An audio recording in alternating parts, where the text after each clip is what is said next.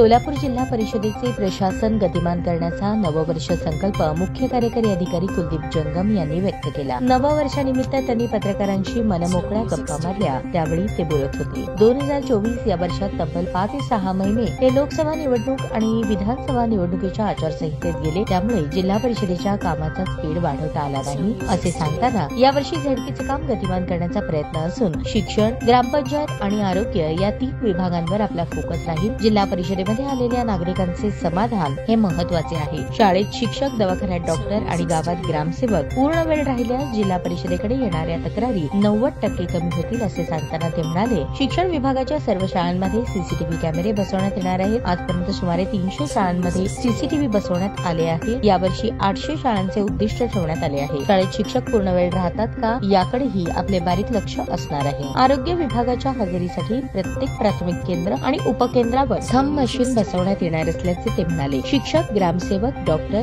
आणि आरोग्य कर्मचारी यांची मोठ्या प्रमाणात कमतरता असल्याने ती भरती होण्यासाठी शासनाकडे पाठपुरावा करणार असल्याचे त्यांनी सांगितले।